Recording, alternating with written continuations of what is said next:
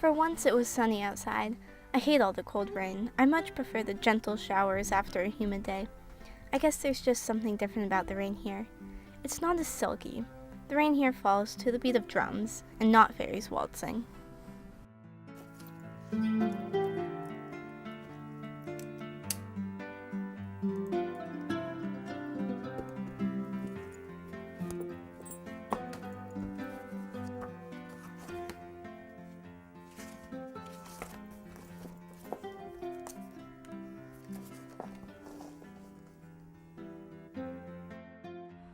Dottie knew it wouldn't be this sunny for much longer, as the summer sun didn't last much until after 7:30 before the clouds started creeping in. She placed the final king of hearts on their queen of hearts, finishing her second win of solitaire for the evening. Dottie arose from the table, sashaying into the kitchen. She poured herself a glass of iced tea and grabbed Little Women from the counter. She held one in each hand, a glass complete with a slice of lemon, and her book in the other. She danced through the open screen door and walked out of the kitchen and into the gazebo. She adjusted her chair so it sat in the few remaining rays of sun left in the big stone blue sky. The sun felt warm on her skin, reminding her of how happy she was to be in a place as perfect as her home. Dottie opened her book to chapter 9 and began to read her favorite part.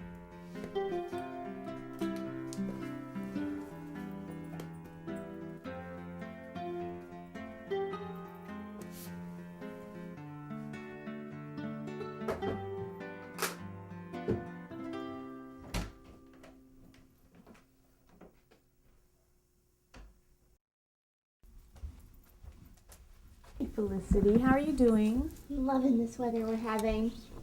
Just reminds me of home. Home is in Savannah? Of course, my entire childhood was there. We had Otis and the doghouse in the backyard and the refrigerator that hummed every 5 minutes or something. I loved it there. Yeah, there are some pretty great memories there. I loved it. Felicity, I've been meaning to ask you. I did get an email from your teacher, Mr. DeWitt, and there was a test score that was not a very good one. I was thinking maybe should we get an English tutor? I've just been busy, okay? Well, all right, honey, but I just wanted to check. I know things have been really hard lately. I know, Mom, I know. I'll work on it. I've got to go to volleyball. I'll be back around 8. Okay. Well, bye, Felicity. I'll order takeout when you get back.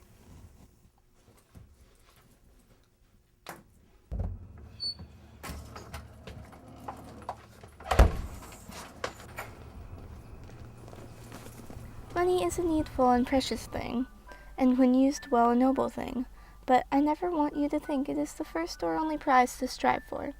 I'd rather see you a poor man's wife, if you were happy, beloved, contented than queens on thrones, without self-respect and peace. Dottie's eyes scanned the line, speeding forward as to catch the end of the line before it lost its meaning. She had reached her favorite declaration. Dottie saw so much truth in this statement. Marmee was so wise and understood the costs of marrying a rich man, despite the 19th century's pressure to do so. The burden of a poor man's love would lead to disputations and strife without a doubt, yet she stresses the value of acting genuinely for the sake of self-preservation.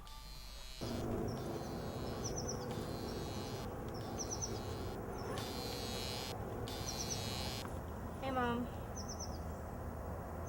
Yes. Yeah, I know I forgot.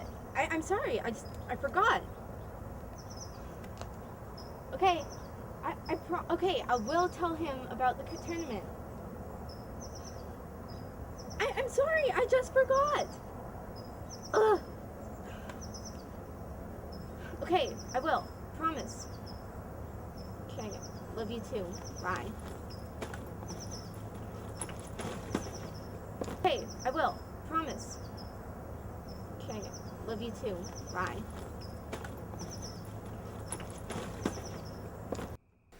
Felicity, did you forget something? I don't think so. Well, Coach just called and he wanted to let us know that it's too late to book the flight for the tournament. Oh, right. Yeah, it's just slipped my mind. I'm sorry. Well, today was the last day. I'm sorry. I'll tell him next practice. Okay? But Felicity, there's not going to be another practice. I'm afraid since it's too late, we just can't afford to go. We have too many hospital bills to pay.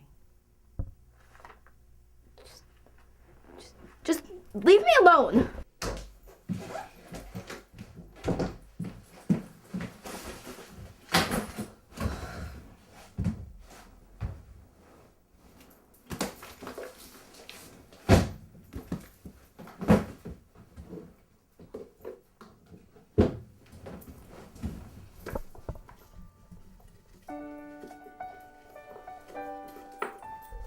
Before she knew it, the sun had found its path to the skyline. It gave her a blanket of warmth as it bid her adieu for yet another day. Dottie loved the sun, for its shine would reach into the depths of her heart. But Dottie didn't need the warmth to be happy. It was simply her being. Still, she said goodbye and promised the sun until tomorrow.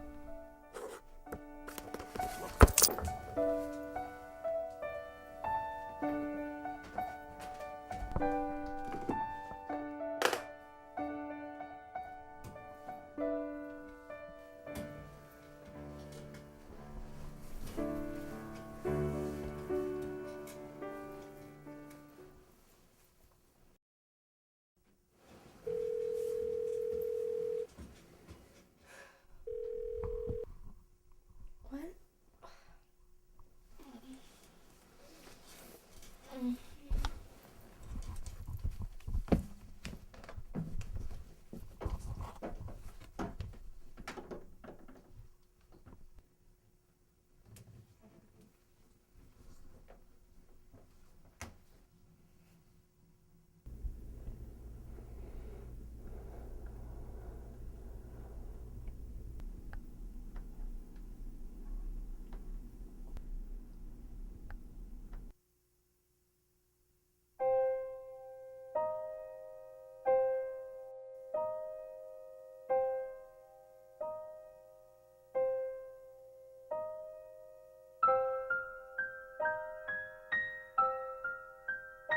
Felicity,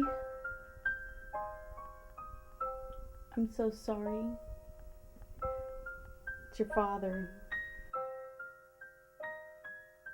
It was still warm despite the moon's presence. She stayed outside for a bit, breathing in the Savannah airs. The lights gleamed from the indoor rooms as the family walked around inside preparing a home-cooked meal. Dottie skipped over to the door and walked in, locking her outside behind her. "How's little woman, Dottie?" her mom asked sweetly. "Just as perfect as it was last time," Dottie replied with a smile.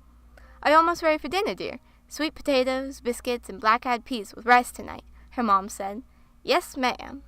Her mom and dad were already sitting at the table waiting for her to join them. "Come sit down, Dottie," her father smiled, "and let us sing grace." Dottie smiled and walked over to the table and sat with her parents. The three of them joined hands and began to say thanks.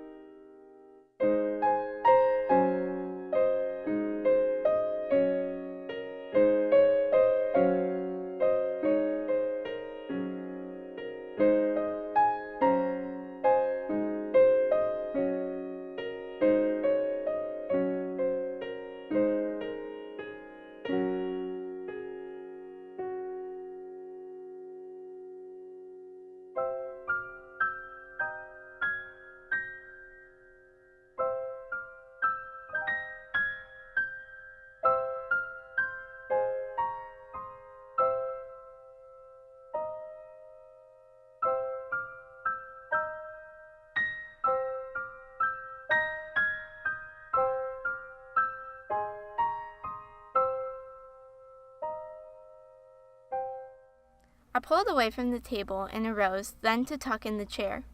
"That was wonderful, Mom. Thank you." "Yes, that was excellent, honey. Hope you saved the recipe," her father said. "Of course, I always do."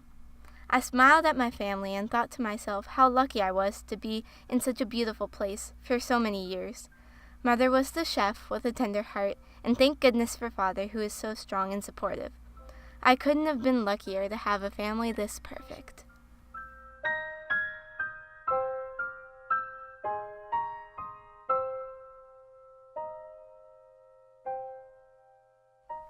The train was almost there, almost home.